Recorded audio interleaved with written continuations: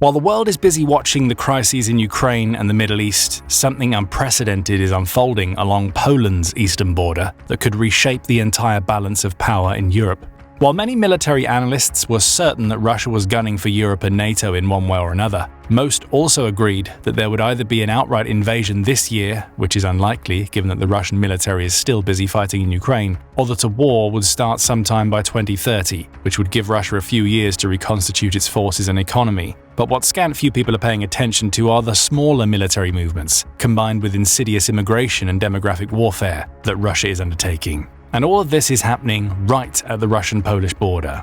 This isn't just another border dispute. This could involve millions of troops from both Europe and North America, if Article 5 of the NATO agreement goes into effect, and has the potential to escalate to the use of nuclear weapons, even if they're used in a limited capacity. A hybrid war could test the very foundations of NATO's collective defense, which has already shown signs of influencing Europe's geopolitics. To understand what's happening right now, you need to grasp Poland's unenviable position. For decades, this nation has served as NATO's shield, a buffer state sitting directly between the West and Russian aggression. But here's what makes Poland's situation absolutely critical. Yes, Poland shares a 130-mile border with Russia through Kaliningrad, which is Russian President Vladimir Putin's westernmost military outpost, heavily armed with nuclear-capable missiles that can reach deep into Europe. But that's not even the worst part. To the east, Poland shares a 260-mile border with Belarus, which is no longer an independent nation. In fact, Russia and Belarus declared themselves a part of a larger union state all the way back in 1999.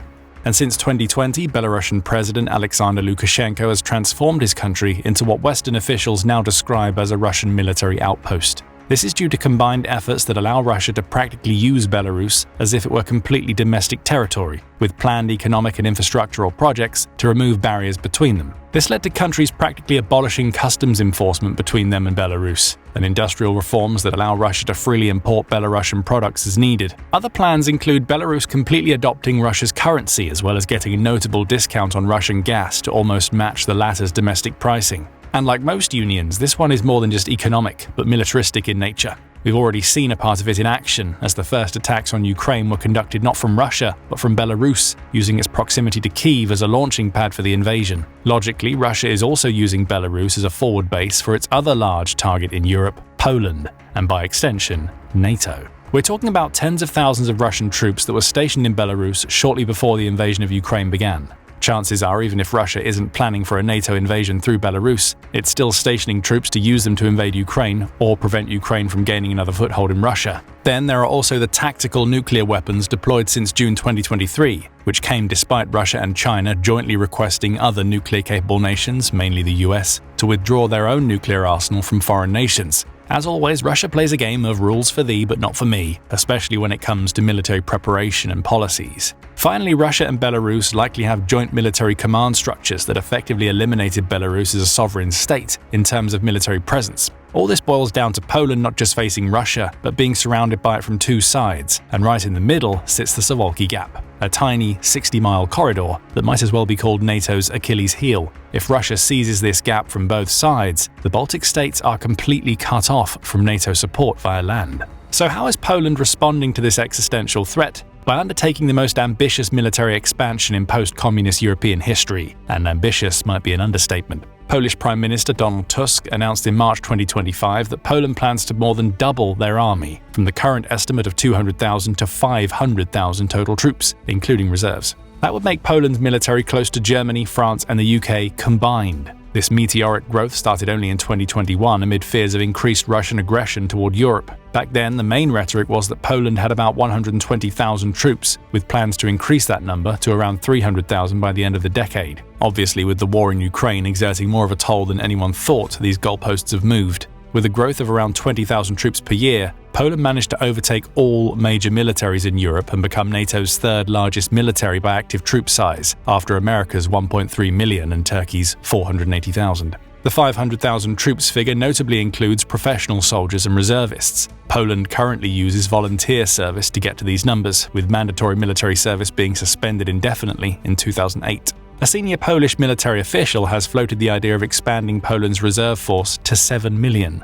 using Finland's model, 1 million reservists out of a population of 5.5 million as the benchmark. Prime Minister Donald Tusk, meanwhile, has emphasized plans to offer voluntary training to all interested citizens by 2026, with a goal of training 100,000 people by 2027. But it's not just about numbers. Poland is throwing unprecedented money at this buildup. In early 2024, Polish Defense Minister Paweł Bejda announced that the country would sign over 150 military contracts throughout the year, totaling more than $42 billion in equipment being ordered for the Polish military. We're talking about M1A2 Abrams tanks, Apache helicopters, F-35 fighter jets, and HIMARS rocket systems. It's basically everything in the American military catalog that might see use in a prolonged land-based war, and a lot of what's been shown to have an impact in Ukraine already. And Poland looked beyond just the US to be its main equipment provider. To diversify and speed up procurement, Poland also signed a $13.7 billion deal with South Korea in 2022, which was the largest defense export deal in Korean history. Through that, Poland is getting K2 Black Panther tanks, K9 Thunder howitzers, and 48 Fa-50 fighter jets to modernize its Cold War Air Force. This is a war-level procurement happening in peacetime. The two countries are also finalizing talks to expedite that deal and add another $6 billion worth of equipment, including up to 180 more K2 tanks, 63 of which are expected to be built directly in Poland.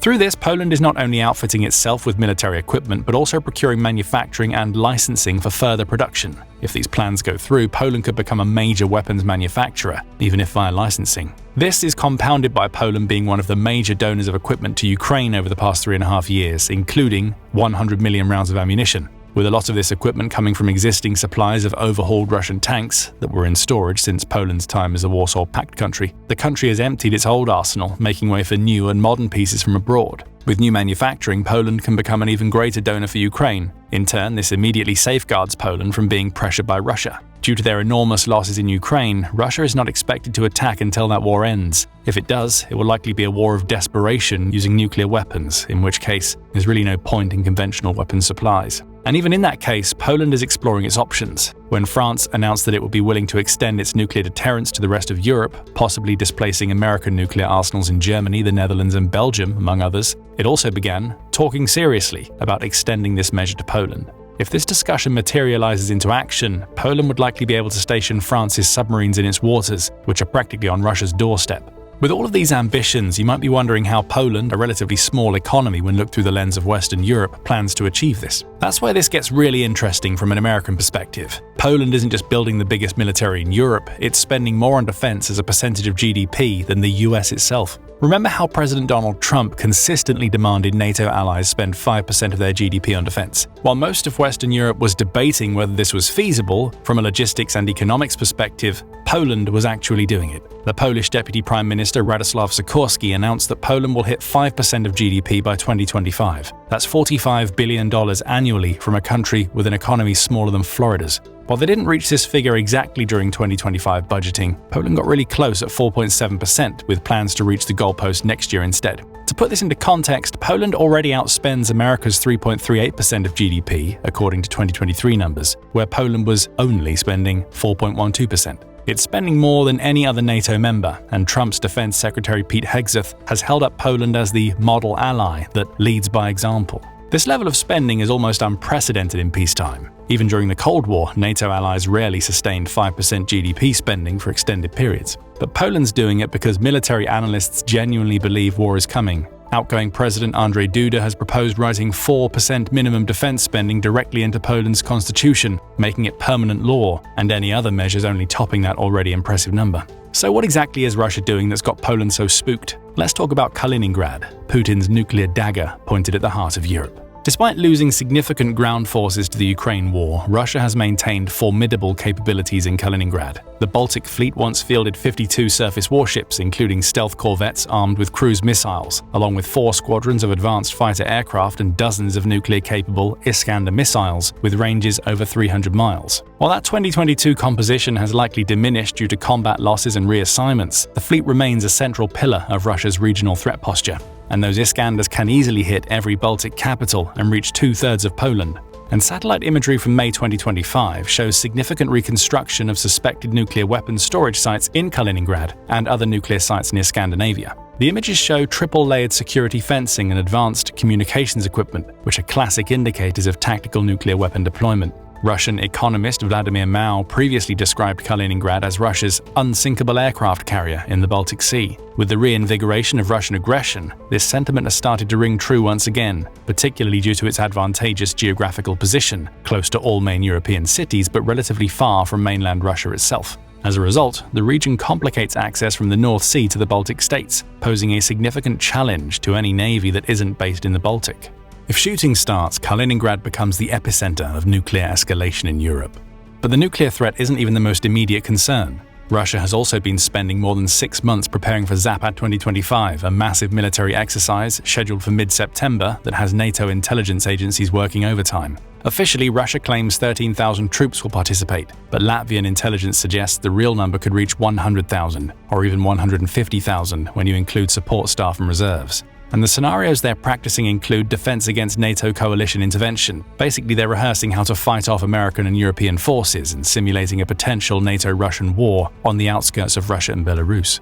This should be concerning to everyone because we've seen this exact playbook before. Zapad 2021 involved 200,000 troops and directly preceded Russia's invasion of Ukraine. Forces remained in Belarus after the exercise, contrary to typical withdrawal patterns, and then launched the northern invasion axis into Ukraine just months later. And then some troops stayed in Belarus to ensure it stays aligned with Russia's external policies. So it's not a huge surprise that analysts are calling Zapad 2025 an invasion simulation, with Poland as the likely target. The geographic focus, the scale, and the timing all suggest Russia is preparing for expansion into the west. Of course, Zapad 2025 might turn out to be a red herring. Russia is unlikely to be able to mount a similarly sized invasion to that of Ukraine in February 2022. After all, a lot of its advanced equipment has already been spent over the last 3.5 years of war. More than 12,000 armored vehicles have been destroyed. The country has been assumed to have gone through its entire stock of soldiers that it began with. And as soon as it declares war on NATO, it's up against the biggest and most equipped militaries in the world.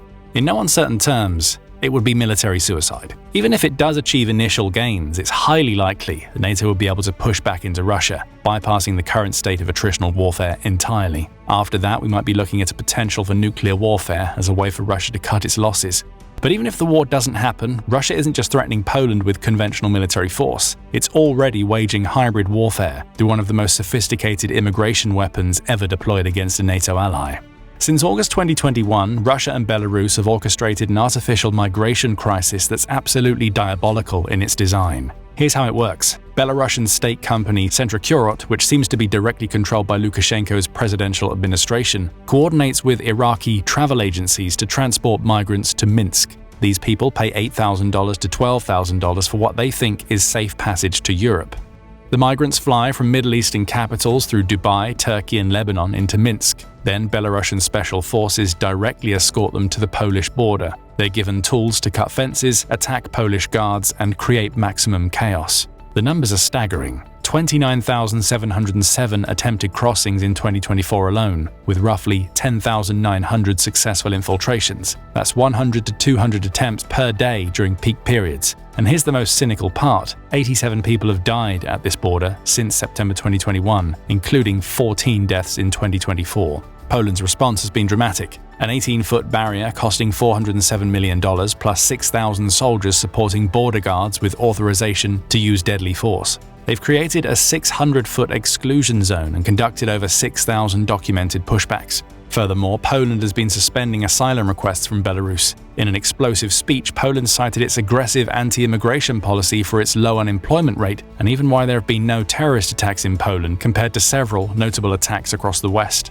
But this isn't about immigration, at least not entirely. It's about destabilizing NATO's eastern flank. Russia is forcing Poland to divert military resources, strain social services, and create domestic political tensions. It's hybrid warfare at its most sophisticated, exploiting Poland's strict immigration policies to create maximum strategic disruption. Finally, Russia is also waging an invisible war against Poland that NATO isn't equipped to handle, and this might be the most dangerous threat of all. Cyber attacks against Poland surged in 2024, with over 100,000 incidents over the year. We're talking about 1,700 attacks per week, targeting everything from government websites to critical infrastructure. It's made Poland one of the most frequently attacked countries in the entire world, entirely disproportional to the country's online presence, economic potential, and geopolitical reach outside of Europe. The scale is incredible. Russian hackers attacked Poland's anti-doping agency, reportedly stealing 50,000 files, including athlete medical records. They also attacked the Polish press agency, publishing fake news about 200,000 Polish soldiers mobilizing for Ukraine, designed to cause panic before European elections. Railway systems were disrupted by Russian national anthem broadcasts. But the cyber attacks are just the surface. Russia runs systematic disinformation campaigns targeting not only Polish, but also the entire West's institutions through 5 main themes: spreading war fears, discrediting Ukrainian refugees, attacking the European Union's energy security, exploiting historical grievances, and portraying various countries as American puppet states. And NATO's Article 5 collective defense framework still struggles to offer a clean response to this, while hybrid threats like cyber attacks and disinformation campaigns can trigger Article 5. The ambiguous nature of these attacks, often operating below the threshold of open warfare, makes it far harder to invoke. Russia exploits this grey zone, deliberately skirting the lines of conventional conflict to avoid a unified NATO response. So what does all of this mean? It means we're witnessing the emergence of a new Iron Curtain. It's not between East and West Germany this time, but running directly through Poland's borders with Russia and Belarus. Poland is positioning itself as NATO's primary eastern bulwark, taking a responsibility that traditionally fell to the United States. With American strategic focus potentially shifting to the Pacific and the Middle East under Trump, Poland is essentially becoming Europe's shield against Russian expansion. Then there's the uncertainty in the timeline for a conventional attack. Western intelligence reports suggest Russia could attack a NATO member within 5 to 7 years. German intelligence warns of potential conventional attacks on the Baltic before 2030. Poland's military modernization needs to be complete before that window closes. The rest of Europe needs to follow closely. Otherwise, if Russia sees even a hint of weakness or incoordination, it's going to use that as an impetus for a war. The success of Poland's transformation will be critical for European security. If they can successfully integrate 500,000 troops with NATO structures while maintaining 5% GDP defense spending, it fundamentally changes the strategic balance. Russia would face a heavily fortified, nuclear-backed opponent instead of the relatively weak buffer state they've historically dominated. But there are serious challenges. Poland faces personnel shortages despite aggressive recruitment, financial constraints that may force EU intervention, and the massive complexity of absorbing weapon systems from multiple countries while simultaneously doubling its military size. Through that, Poland might go back to the mandatory military service requirements that it abolished in 2008. But it's no longer 2008, as the world has changed rapidly over the past 3 years alone, let alone 15. Thanks for watching. And if you want to find out more about the Russia-NATO front, check how Estonia and the rest of the Baltic are doing in this video. To stay updated on how these military developments are reshaping global geopolitics, be sure to subscribe to The Military Show for daily news.